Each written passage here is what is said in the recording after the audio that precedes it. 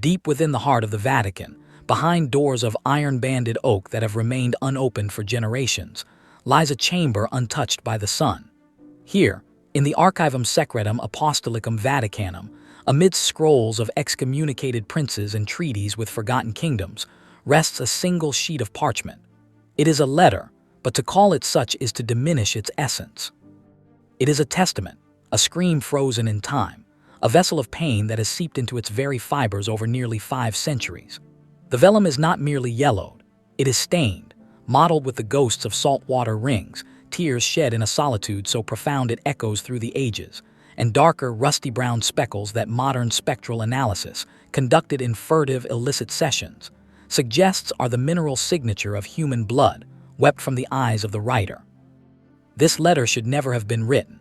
To inscribe its contents was to make the unspeakable eternal. It is the confession of a girl who had barely seen 14 winters.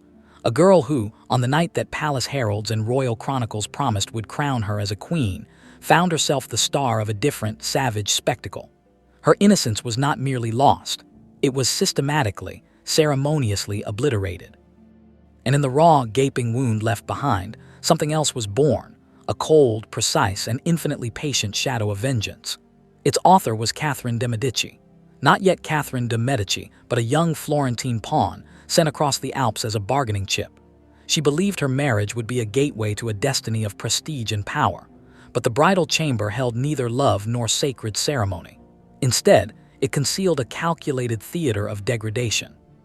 That night her young body was harmed, but what was truly broken was her dignity. Amidst hushed laughter and cruel whispers, Catherine felt something vital snap deep within her psyche. It was an invisible thread, the final tether to the hopeful child she had been. When it broke, it recoiled and hardened into a tight, unyielding knot of pure, crystalline resentment. It was in that precise moment, as her own blood mixed with her tears, that the strategist of legend was forged.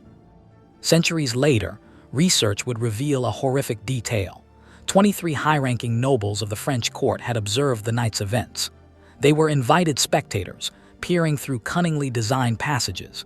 They watched, enthralled, placing wagers on her endurance. They were unaware that they had just purchased a ticket to their own meticulously orchestrated doom. One by one, over the ensuing decades, these witnesses would die poisoned, stricken by mysterious ailments, their ends as calculated as the moves in a chess game played by the woman whose bloody tears they had watched. Catherine maintained a secret diary, not a journal of reflections but a ledger of condemnation. In it, each of the 23 names was inscribed, followed by pages of meticulous notes. This ledger was her scripture, her map. That wedding night did not make her a wife. It forged a master strategist of revenge.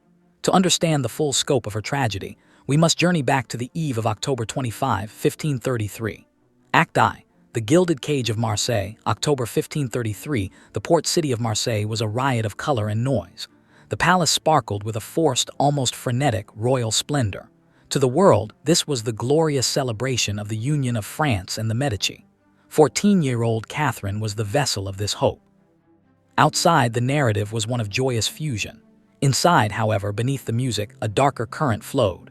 A secret was being prepared, one so vile it was omitted from every official chronicle. This was the hidden custom known as la purification. The purification ceremony was a medieval practice, applied exclusively to foreign brides. Its stated purpose was to cleanse the bride of impurities deemed foreign to the sacred bloodline of France. It was a ritual of dominance. It existed in the realm of whispered tradition, never written in court registers. For a young girl from Florence viewed with envy and suspicion, her purification would be particularly severe. Catherine, draped in a heavy gown, walked the chill stone corridors that night. The flickering torchlight animated the scenes on the wall tapestries, giving them a dreadful life. Her hands were cold and clammy.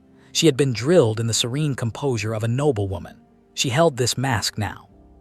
But a subtle tremor betrayed the terror beneath. She anticipated nervousness, awkwardness, perhaps pain. She was utterly unprepared for what was to come. She believed she was walking toward an intimate initiation. She was being led to a ritualistic dismantling. Awaiting her was Henry, Duke of Orleans, a boy of 15. He was physically robust, but his will was entirely subsumed by Diane de Poitiers. At 34, Diane was the king's mistress, a woman of formidable beauty and ambition.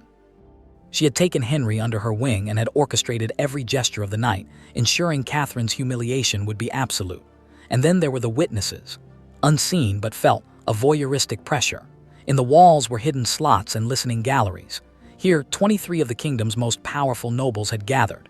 They were not passive observers, they were an integral part of the ritual. Some sipped wine, others placed wagers. They whispered and analyzed her reactions with detached curiosity. They were the living embodiment of the court's judgment. What followed was a slow, theatrical atrocity. The initial moments were deceptively ceremonial. Then the script shifted. Feigned tenderness evaporated, replaced by a cold, deliberate brutality. Psychological torment came first, whispered insults about her merchant family, mocking imitations of her accent. When the physical violations began, they were interspersed with these verbal barbs, each act designed to maximize shame. Catherine screamed, raw, guttural screams in her native Italian. The pleas for mercy were met with a low wave of laughter that seeped through the walls, a muffled, echoing chorus more horrifying than the acts themselves. The trauma was so profound that the delicate capillaries in her eyes ruptured. She wept tears of blood.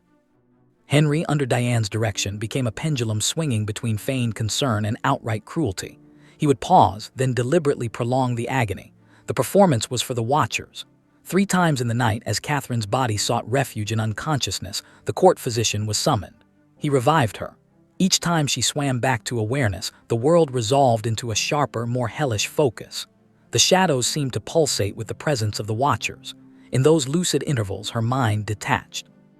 It observed, it recorded. Through the veil of pain, her gaze scanned the room. She noted the locations of the hidden vents. She memorized the distinct timbres of the laughter. She began to separate the chorus into individual voices, attaching them to faces she knew. Piece by piece, a map was being drawn. A ledger was being opened. By dawn, the girl who had entered the chamber was gone. In her place stood a creature of silence and ice. Her eyes held a flat, depthless coldness. She did not look at Henry as he left. She looked at the walls. She looked at the spots where she knew they had stood, and in that look was a promise. Act II, the forging of the Shadow Queen. The days that followed were a study in silent metamorphosis. To the court, Catherine appeared broken. She moved like a ghost. The courtiers saw a defeated child. Diane observed this with satisfaction. What no one perceived was that Catherine's silence was not defeat. It was strategy. The humiliation had crystallized her will into a single purpose: retribution. Her education now became her arsenal. At her convent, she had not merely learned embroidery. She had mastered languages, philosophy, history. She understood politics. She had been initiated into herbalism and the properties of plants.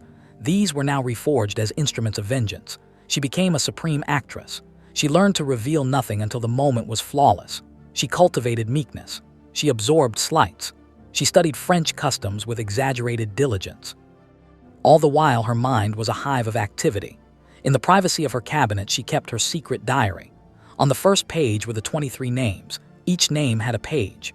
She began to fill these pages with obsessive detail, habits, vulnerabilities, routines. This was a dossier, a blueprint for ruin. Her husband, Henry, remained oblivious. He saw her as furniture, useful for producing heirs but emotionally null. For 3 years, Catherine played her role. The 23 witnesses believed the story was over. For her, it was the prologue. Act III, the ledger begins to balance. The first death was a work of art. 3 years later, the target was Jean de Montmorency. He had been one of the most vocal spectators. Catherine remembered his laugh. Her preparation was meticulous. Using her knowledge, she perfected a blend of hemlock and mercury. It was a clear liquid, undetectable in strong wine. She knew his habits. A servant in her pay swapped his nightly flask of Armagnac for a doctored one. The poison was slow-acting. He was found the next morning, a grotesque monument to agony. The court diagnosed a sudden apoplexy. But on his table was a tiny, dried Florentine iris, a calling card. Catherine observed the fallout, her face a mask of concern. Inside, she felt cold satisfaction. The first line was struck. The pattern was set. Each death was tailored, a dark poem of justice. The Bishop of Auxerre, who had blessed the ritual, died choking on a consecrated wafer. His throat had been constricted by a paralysis from a fungus powder in his sacramental wine. The Duchess of Étampes, a great beauty, found her complexion ravaged by a mysterious rash. The source was a gift of face powder laced with irritants. A young courtier who had mimicked Catherine's screams drowned in a shallow pond. His muscles had seized. His last meal had been a gift of marzipan. Rumors began. A curse was spoken of. Panic infected those who had been present. They began to suspect each other, but no suspicion settled on Catherine. How could it? She was the meek queen, often present, her expression one of innocent shock. Her genius was in making each death appear unique. Her power grew. With each act, her confidence solidified. She cultivated her own faction through quiet favors. She was spinning a web. Act IV. The mastermind Diane de Poitiers, one name was underlined. Diane de Poitiers. She was the architect. To move against her directly would be suicide. It required sublime patience. Catherine's plan was erosion, a slow dismantling of the woman's essence. She targeted Diane's vitality, her beauty, her mind. She began subtle, cumulative poisoning. Minute amounts of lead and digitalis were introduced through multiple channels. Her almond milk, her linens, her face cream. The effects were slow, hidden within aging. Diane suffered fatigue. Her sharpness blurred, tremors appeared, her memory faded. To the court she was still radiant, but Catherine saw the cracks. Catherine's cruelty was exquisite. She would compliment Diane while nodding with faux concern that she looked tired. It was a psychological duel. The campaign spanned decades. Through Henry's ascension, through Catherine's emergence as a mother, the slow poison worked. Diane became a fatting icon. The final act came in 1566. Diane lay ill. Catherine paid a visit. In a moment of staged reconciliation, she offered a glass of wine. It was a last fatal dose. Diane died soon after. An autopsy revealed a shocking deterioration of organs. The truth was a signature of prolonged poisoning. Catherine had replicated her own suffering over 30 years. Act V. The crown jewel Henry II. With Diane gone, one entry remained, Henry. His death had to be monumental, symbolic. The opportunity arose in 1559. A grand tournament was held in Paris. Henry decided to joust. Catherine watched with intensity. She had, through intermediaries, made a request about her husband's visor. Another, more clandestine order was placed with an alchemist. On the final day, Henry faced Gabriel de Montgomery. Their lances clashed. Montgomery's lance shattered. A jagged splinter pierced Henry's visor, driving into his brain. He did not die immediately. For 10 days, he lingered in agony, convulsions, fever, hallucinations. Doctors were powerless. Contemporary accounts describe a fetid odor from the wound, suggesting something more than wood. Whether Catherine directly orchestrated it is unanswerable, but the symbolism was perfect. She stayed by his side, the dutiful wife. Inside, she watched the man who had broken her endure his own breaking. Henry died.